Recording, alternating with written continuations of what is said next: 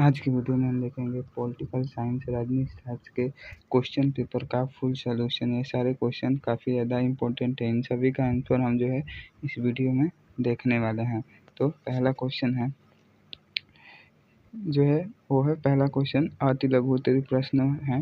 पहला है कि राजनीति विज्ञान के अध्ययन में इतिहास की क्या भूमिका है। What is the role of history in the study of political science. इसका उत्तर देखेंगे कि राजनीति विज्ञान के अध्ययन में इतिहास की जो है वो एक महत्वपूर्ण भूमिका है। इतिहास राजनीतिक निर्णयों, सामाजिक आंदोलनों और सांस्कृतिक बदलावों की ऐतिहासिक पृष्ठभूमि जो है वो प्रदान करता है, जिससे वर्तमान राजनीतिक घटनाओं को बेहतर ढंग से समझा जा सकता है। इतिहास हमें विभिन्न राजनीतिक प्रणालियों, शासकों और उनकी नीतियों के बारे में सिखाता है, जो आज के राजनीतिक परिदृश्य को आकार देने में मदद करते हैं। संक्षेप में, इतिहास राजनीतिक विज्ञान के अध्ययन के लिए एक आवश्यक जो है आधार प्रदान करता है। यह हमें जो है वर्तमान राजनीतिक घटनाओं को समझने में भी मदद करता है और हमें बेहतर राजनीतिक निर्णय लेने के लिए जो है वो प्रेरित करता है। अगला क्वेश्चन है कि राज्य के आवश्यक जो है वो तत्वों के बारे में लिखिए। Right about the compulsory element of state. इसका उत्तर होगा कि राज्य के जो है वो मुख्य रूप से 4 आवश्यक तत्व हैं। पहला जनसंख्या, दूसरा क्षेत्र, तीसरा सरकार और चौथा संप्रभुता। जनसंख्या जो है वो राज्य का सामाजिक आधार है, क्षेत्र जो है उसका भौतिक आधार है और सरकार जो है उसका राजनीतिक आधार है और संप्रभुता जो है इसकी एक स्वतंत्रता का जो है प्रतिनिधित्व करती है। विस्तार से अगर हम देखें तो जनसंख्या, राज्य के लिए एक निश्चित जनसंख्या होना जो है वो आवश्यक है, जो किसी क्षेत्र में अस्थायी रूप से निवास करती है। यह जनसंख्या राज्य की सामाजिक इकाई का जो है वो प्रतिनिधित्व करती है। दूसरा जो तत्व है वो है क्षेत्र। राज्य का एक परिभाषित भौगोलिक क्षेत्र भी होना चाहिए, जो भूमि, जल और वायु क्षेत्रों को शामिल करता है। यह क्षेत्र राज्य का जो है भौतिक आधार है। अगला जो तत्व है वो है सरकार। एक संगठित सरकार जो है वो भी होना आवश्यक है, जो जनसंख्या को नियंत्रित करे और कानून बनाए और उसे लागू करे और विवादों को निपटारा भी करे। सरकार के 3 अंग होते हैं: विधायिका, कार्यपालिका और न्यायपालिका। संप्रभुता, राज्य को आंतरिक और बाहरी नियंत्रण से स्वतंत्र होना चाहिए, अर्थात वह अपनी सीमाओं के भीतर सर्वोच्च सत्ता रखने वाला होना चाहिए। संप्रभुता जो है वो राज्य की सबसे महत्वपूर्ण विशेषता है, जो उसे अन्य राज्यों के साथ संबंध स्थापित करने और अंतर्राष्ट्रीय स्तर पर मान्यता प्रदान करने की अनुमति देती है। अगला क्वेश्चन है कि राज्य के दैवीय सिद्धांत से आप क्या समझते हैं। तो इसके बारे में जो है दैवीय सिद्धांत के बारे में जो है बताना। इसका जो है हम इसका उत्तर देखेंगे कि राज्य के दैवीय सिद्धांत का अर्थ यह मानना है कि राज्य की जो स्थापना है वो ईश्वर ने की है और राज्य में जो शासन करने का अधिकार ईश्वर से जो है वो प्राप्त होता है। यह सिद्धांत यह कहता है कि राजा जो है वो ईश्वर का प्रतिनिधि है और इसलिए उसे केवल ईश्वर के प्रति जो है जवाबदेह माना जाना चाहिए। राज्य की उत्पत्ति, राज्य की उत्पत्ति के दैवीय सिद्धांत के अनुसार राज्य की स्थापना जो है ईश्वर द्वारा की गई है, न कि लोगों द्वारा। इस सिद्धांत के अनुसार जो है राज्य की स्थापना जो है वो किसी ईश्वर ने किया है, लोगों ने इसकी स्थापना नहीं किया है। राजा का अधिकार, यह सिद्धांत यह मानता है कि राजा को अपना अधिकार सीधे ईश्वर से प्राप्त होता है और वह केवल ईश्वर के प्रति जो है वो जवाबदेह है। अगला जो है वो है ईश्वर का प्रतिनिधित्व। राजा को जो है ईश्वर का प्रतिनिधित्व माना जाता है और इसलिए उसमें परम अधिकार प्राप्त होता है। अधिकार पर सवाल, राजा के अधिकार पर कोई भी व्यक्ति जो है वो सवाल नहीं उठा सकता है। प्राचीन सिद्धांत, यह सिद्धांत राजा की उत्पत्ति के सबसे पुराने सिद्धांतों में से एक है। ईश्वर की इच्छा, यह सिद्धांत यह भी मानता है कि मनुष्यों के लिए एक राजनीतिक समाज में रहना ईश्वर की जो है वो इच्छा है। निष्कर्ष रूप से हम कह सकते हैं कि राज्य के जो है दैवीय सिद्धांत एक ऐसा सिद्धांत है जो राज्य की उत्पत्ति और शासक के अधिकार को ईश्वर के साथ जोड़ता है यह सिद्धांत जो है प्राचीन और महत्वपूर्ण है, लेकिन आजकल इसकी जो है आलोचना की जाती है। अगला क्वेश्चन है कि स्वतंत्रता को परिभाषित कीजिए। स्वतंत्रता क्या है, इसके बारे में बताना है। इसका उत्तर होगा कि स्वतंत्रता का अर्थ जो है वो है कि किसी बाहरी शक्ति या नियंत्रण से मुक्ति। यह बिना किसी बाधा की जो है अपनी इच्छा के अनुसार सोचने, बोलने और कार्य करने की शक्ति का जो है अधिकार है। स्वतंत्रता जो है वो बिना किसी जो है बाधा के कार्य करना, किसी बात को सोचना और बोलने की जो शक्ति का एक अधिकार है। यह व्यक्तिगत, राजनीतिक, आर्थिक और सामाजिक क्षेत्रों में लागू होता है। स्वतंत्रता का अर्थ जो है वो किसी बाहरी शक्ति या नियंत्रण से मुक्त होना है। यह विभिन्न प्रकार की हो सकती है, जैसे कि व्यक्तिगत स्वतंत्रता। व्यक्तिगत स्वतंत्रता जो है वो किसी व्यक्ति या संगठन के नियंत्रण से मुक्त जो होती है उसे व्यक्तिगत स्वतंत्रता कहते हैं। राजनीतिक स्वतंत्रता। राजनीतिक स्वतंत्रता जो है किसी बाहरी सरकार से जो है वो मुक्ति होती है। और आर्थिक स्वतंत्रता। आर्थिक स्वतंत्रता जो है अपनी आर्थिक गतिविधियों को नियंत्रित करने की एक शक्ति होती है। अगला क्वेश्चन है कि विधायिका के मुख्य कार्य को लिखिए। विधायिका के जो मुख्य कार्य हैं वो क्या है, उसके बारे में जो है वो बताना है। तो इसका उत्तर होगा कि जो विधायिका का मुख्य कार्य है वो है कानून बनाना, बजट पारित करना और कार्यपालिका को नियंत्रित करना और इसे जो है निर्वाचन प्रक्रिया में भाग लेना। इसमें जो है पहला है कानून बनाना। विधायिका का सबसे महत्वपूर्ण कार्य जो है वो देश के लिए कानून बनाना है और यह सुनिश्चित करना है कि देश के संचालन के लिए उचित नियम और कानून जो है बने रहें। अगला जो इसका काम है विधायिका का वो है बजट पारित करना। विधायिका सरकार के बजट को मंजूरी देती है, जिससे यह जो है सुनिश्चित होता है कि सरकार को अपनी गतिविधियों के लिए धन की प्राप्ति हो। कार्यपालिका को नियंत्रित करना। विधायिका जो है वो कार्यपालिका को नियंत्रित करने में मदद करती है।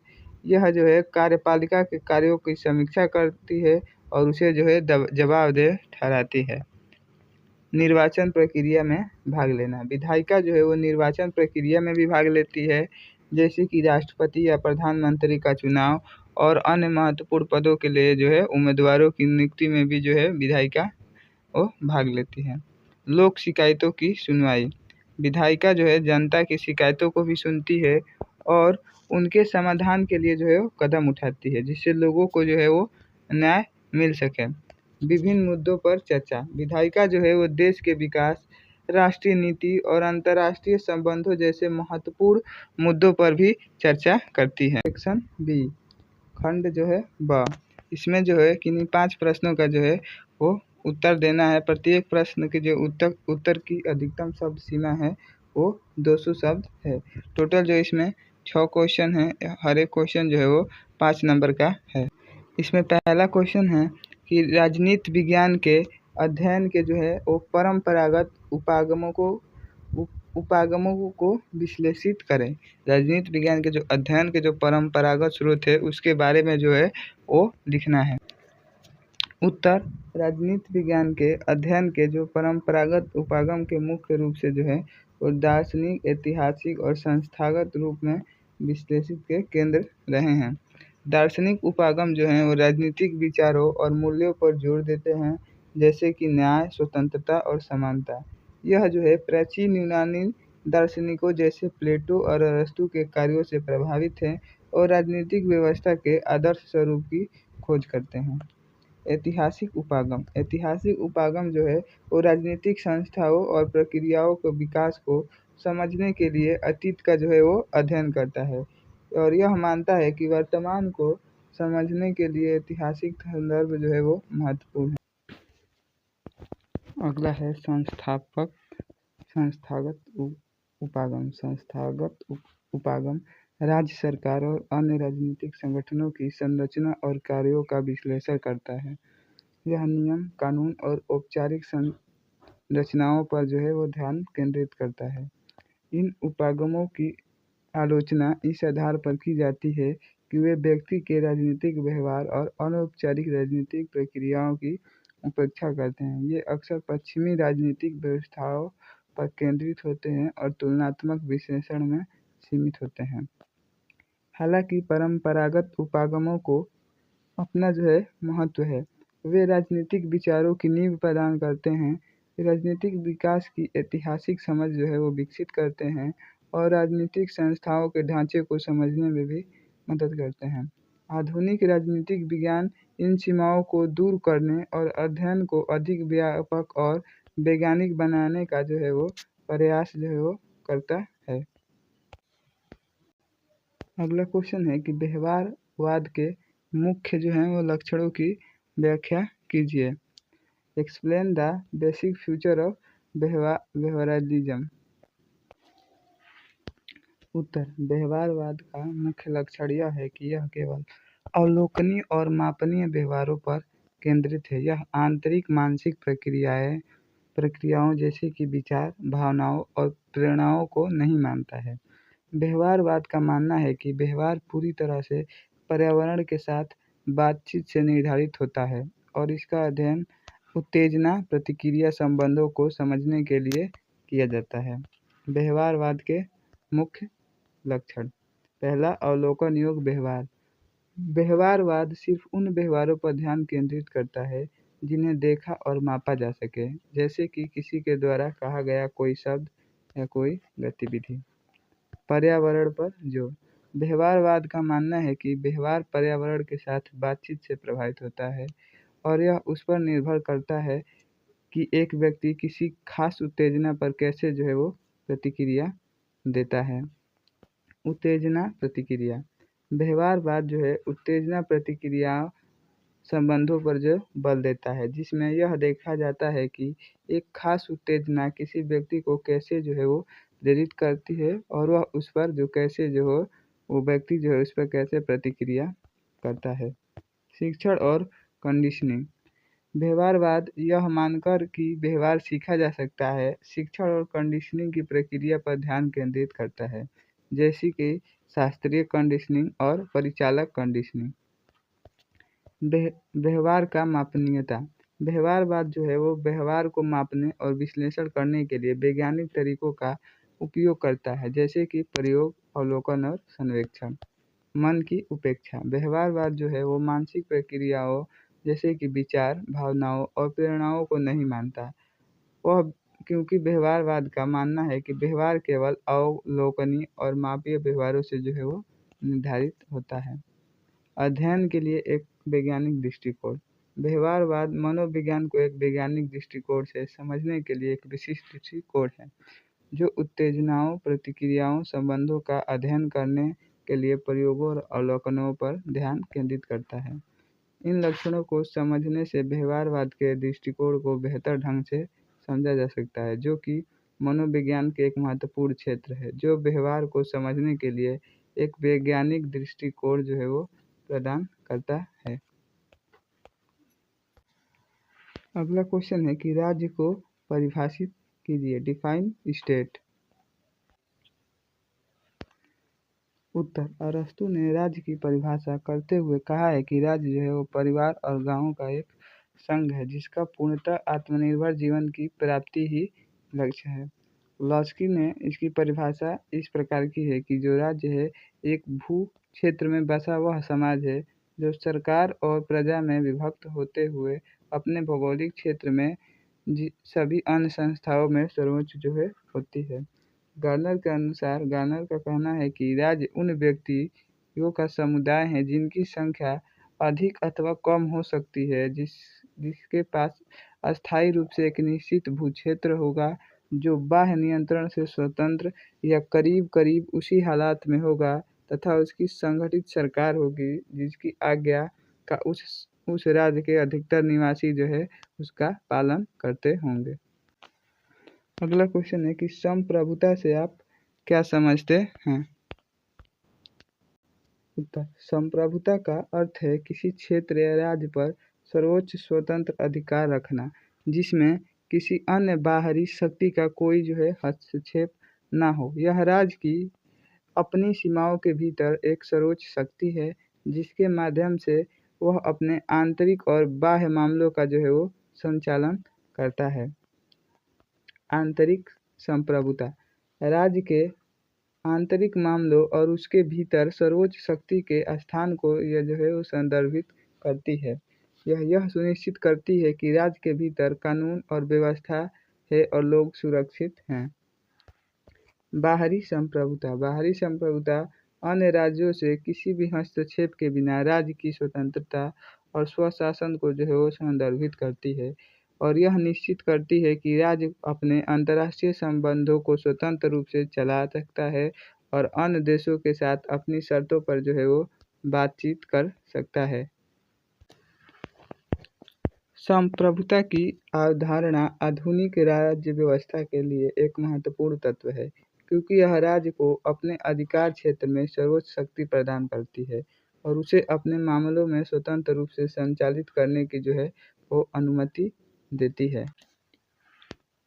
अगला क्वेश्चन है कि समानता का क्या अर्थ है? What is the meaning of equality?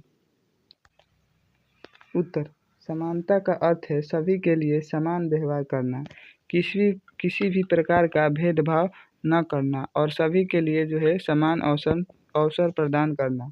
इसका मतलब यह है कि हर व्यक्ति को समान अधिकार और सम्मान प्राप्त हो, चाहे उसकी जाति, धर्म, लिंग, सामाजिक स्थिति या कोई अन्य पहचान कुछ भी हो। समान व्यवहार, समानता का अर्थ है कि सभी के साथ जो है समान व्यवहार किया जाए बिना किसी भेदभाव के। समान अवसर, सभी को जो है समान अवसर प्राप्त होने चाहिए, चाहे वो किसी भी पृष्ठभूमि से हो। भेदभाव रहित, समानता का मतलब है कि लोगों के साथ किसी भी प्रकार का भेदभाव नहीं किया जाना चाहिए, जैसे कि जाति, धर्म, लिंग और सामाजिक स्थिति के आधार पर। समान अधिकार, सभी को जो है समान अधिकार होने चाहिए, चाहे वो किसी भी समाज या समुदाय के हों। उदाहरण के लिए, एक स्कूल में सभी छात्रों को समान शिक्षण और अवसर प्राप्त होने चाहिए, चाहे उनकी जाति, धर्म या लिंग कुछ भी हो। एक नौकरी में जो है सभी को समान वेतन और पदोन्नति के अवसर जो है प्राप्त होने चाहिए, चाहे उनकी लिंग या जाति कुछ भी हो। अगला है कि एक समाज में सभी को जो है समान कानूनी अधिकार और सुरक्षा प्राप्त होनी चाहिए, चाहे उनकी जाति या धर्म जो है सामाजिक स्थिति कुछ भी हो। निष्कर्ष रूप से हम कह सकते हैं कि समानता एक महत्वपूर्ण जो है अवधारणा है जो एक न्यायपूर्ण और समावेशी समाज के लिए आवश्यक है। यह जो है हर व्यक्ति को समान अधिकार, सम्मान और अवसर जो है वो प्रदान करती है, जिससे वो जो है अपनी पूरी क्षमता तक जो है वो पहुँच सकते हैं। अगला क्वेश्चन है कि शक्ति एवं प्राधिकार में क्या अंतर है, ये बताना है। उत्तर, शक्ति और प्राधिकार जो हैं वो दो अलग अलग अवधारणाएं हैं। शक्ति दूसरों को प्रभावित करने की एक क्षमता है, जबकि प्राधिकार जो है औपचारिक रूप से निर्णय लेने का एक अधिकार है। शक्ति ज्ञान, करिश्मा या यहाँ तक कि भय से आ सकती है, जबकि प्राधिकार आमतौर पर किसी औपचारिक स्थिति या कानूनी आधार से जो है वो प्राप्त होता है। शक्ति का अर्थ है दूसरे को प्रभावित करने की क्षमता। शक्ति का स्रोत ज्ञान, अनुभव, करिश्मा और यहाँ तक कि भय भी हो सकता है। शक्ति जो है औपचारिक या अनौपचारिक हो सकती है। शक्ति का उपयोग हमेशा वैध नहीं होता। शक्ति किसी व्यक्ति को दूसरे को प्रेरित करने या बदलने की क्षमता जो है वो प्रदान करती है। प्राधिकार का अर्थ है निर्णय लेने की औपचारिक अधिकार। प्राधिकार जो है वो आमतौर पर किसी व्यक्ति की औपचारिक स्थिति से प्राप्त होता है। प्राधिकार औपचारिक और पदोन्मुख होता है। प्राधिकार का जो उपयोग हमेशा वैध होता है। प्राधिकार जो है किसी व्यक्ति को दूसरे से आज्ञा मानने के लिए बात का अधिकार जो है प्रदान करता है। अंतर, स्रोत के अनुसार पर शक्ति जो है वो किसी व्यक्ति के व्यक्तिगत गुणों, अनुभव या ज्ञान से प्राप्त हो सकती है, जबकि प्राधिकार जो है आमतौर पर किसी व्यक्ति की औपचारिक स्थिति से प्राप्त होता है। वैधता के आधार पर जो है वो अंतर, शक्ति हमेशा वैध नहीं होती, जबकि प्राधिकार औपचारिक और वैध होता है। प्रवाह जो है शक्ति जो है किसी भी दिशा में प्रवाहित हो सकती है, जबकि प्राधिकार आमतौर पर ऊपर से नीचे की ओर जो है वो प्रभावित होती है।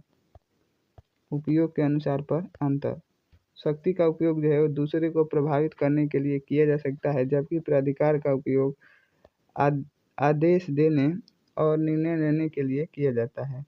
संक्षेप में जो है शक्ति दूसरे को प्रभावित करने की क्षमता है, जबकि प्राधिकार जो है निर्णय लेने की एक औपचारिक अधिकार है।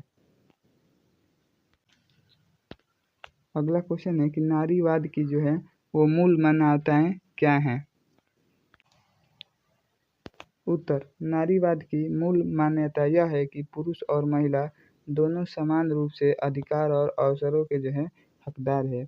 यह लिंग के आधार पर भेदभाव को जो है चुनौती देता है और सभी लिंगों के लिए समानता की वकालत करता है। नारीवाद सिद्धांत जो है वो समानता, मानवीय पसंद के विस्तार, लिंग स्थिरीकरण को खत्म करने, यौन हिंसा को समाप्त करने और यौन स्वतंत्रता को जो है वो बढ़ावा देने का काम करता है। नारीवाद की मूल्य मान्यताएं। समानता, नारीवाद का मूल आधार जो है महिलाओं के लिए पूर्ण सामाजिक, आर्थिक और सामाजिक समानता में विश्वास है। लिंग भेद के खिलाफ, नारीवाद जो है वो लिंग के आधार पर भेदभाव और असमानता को अस्वीकार करता है। पुरुष और महिलाओं के बीच समान अधिकार, नारीवाद सभी लिंगों के लिए समान अधिकार और अवसरों की वकालत जो है वो करता है। सामाजिक, आर्थिक और राजनीतिक समानता, नारीवाद जो है पुरुष और महिलाओं के बीच समान सामाजिक, आर्थिक और राजनीतिक स्थिति का जो है वो वकालत करता है। लिंग भूमिका का पुनर्विचार, नारीवाद जो है वो लिंग भूमिकाओं के पारंपरिक विचारों को चुनौती देता है और व्यक्तियों को अपनी पसंद के आधार पर जीवन जीने की स्वतंत्रता का वकालत करता है। महिलाओं के लिए अधिक अधिकार, नारीवाद जो है वो महिलाओं की शिक्षा, रोजगार, राजनीति में भागीदारी और प्रजनन स्वास्थ्य के संबंध में अधिक अधिकार देने के लिए काम करता है। यौन उत्पीड़न और हिंसा के खिलाफ, नारीवाद जो है वो यौन उत्पीड़न, यौन हिंसा और घरेलू हिंसा के खिलाफ है और इन अपराधों से पीड़ितों को बचाने के लिए जो है वो काम करता है। पितृसत्ता के खिलाफ, नारीवाद जो है वो पितृसत्तात्मक प्रणाली की आलोचना करता है और उन समाजों में बदलाव की वकालत करता है जहां महिलाएं जो है वो पुरुषों के अधीन हैं। पुरुषों की भूमिका का पुनर्विचार, कुछ नारीवाद सिद्धांत पुरुष भूमिका के पारंपरिक विचारों को भी आलोचना करते हैं और पुरुषों को अपनी भावनाओं और रिश्तों को व्यक्त करने के लिए अधिक स्वतंत्रता की जो है वो वकालत करते हैं। अगला क्वेश्चन है कि कार्यपालिका की संरचना और कार्यों का वर्णन करें। उत्तर, कार्यपालिका जो है सरकार का वह अंग है जो कानून को लागू करता है और सरकारी नीतियों को जो है वो कार्यान्वित करता है। यह जो है विधायिका द्वारा बनाए गए कानूनों को लागू करने और सरकारी कार्यक्रमों को निष्पादित करने के लिए जिम्मेदार होता है। कार्यपालिका की संरचना, कार्यपालिका की संरचना, राजनीतिक कार्यपालिका, इसमें जो है वो सरकार के प्रमुख और उनके मंत्री जो है वो शामिल होते हैं जो नीतियों को बनाने और लागू करने के लिए जिम्मेदार होते हैं। अस्थायी कार्यपालिका, इसमें जो है वो सिविल सेवा के सदस्य जो हैं वो शामिल होते हैं जो रोजमर्रा के प्रशासन के लिए उत्तरदायी होते हैं। भारत में कार्यपालिका, भारत में कार्यपालिका राष्ट्रपति, औपचारिक रूप से कार्यपालिका का जो है वो प्रमुख कौन होता है, वो राष्ट्रपति जो है वो औपचारिक रूप से कार्यपालिका का जो है वो प्रमुख होता है। प्रधानमंत्री जो है वो वास्तविक कार्यपालिका का जो प्रमुख होता है और मंत्रिपरिषद का नेतृत्व करता है। जो वास्तविक कार्यपालिका का प्रमुख होता है वो प्रधानमंत्री होता है और प्रधानमंत्री ही जो मंत्रिपरिषद का नेतृत्व भी करता है। मंत्रिपरिषद, मंत्रिपरिषद जो है प्रधानमंत्री के नेतृत्व में मंत्रियों का एक समूह होता है जो विभिन्न मंत्रालयों का जो है वो संचालन करता है। अन्य अधिकारी, अन्य अधिकारी, इसमें जो है विभिन्न मंत्रालयों के जो सचिव, उनके विभाग प्रमुख और अन्य जो है प्रशासनिक अधिकारी जो हैं वो शामिल होते हैं। कार्यपालिका के कार्य, कार्यपालिका का कार्य जो है क्या है, कानूनों का क्रियान्वयन, विधायिका द्वारा बनाए गए कानूनों को लागू करना जो है वो कार्यपालिका का एक काम है। नीतियों का कार्यान्वयन, सरकार द्वारा नीतियों को लागू करना और कार्यक्रमों को निष्पादित करना भी कार्यपालिका के कार्य है। प्रशासन का संचालन, सरकारी प्रशासनों को प्रभावी ढंग से चलाना भी जो है इसका एक कार्य है। अंतर्राष्ट्रीय संबंध, अन्य देशों के साथ संबंध स्थापित करना और बनाए रखना भी इसका एक कार्य है। जनता के साथ जो है संवाद, जनता की समस्याओं को समझना और उनके हितों की रक्षा करना जो है वो कार्यपालिका का कार्य है। विभिन्न क्षेत्रों में निर्णय लेना, कार्यपालिका जो है अर्थव्यवस्था, शिक्षा, स्वास्थ्य, रक्षा आदि जैसे विभिन्न क्षेत्रों में निर्णय लेना और नीतियों को लागू करता है। न्यायपालिका को सहायता, न्यायपालिका को जो है अपने कार्यों का निष्पादन करने में भी जो है कार्यपालिका वो सहायता करता है।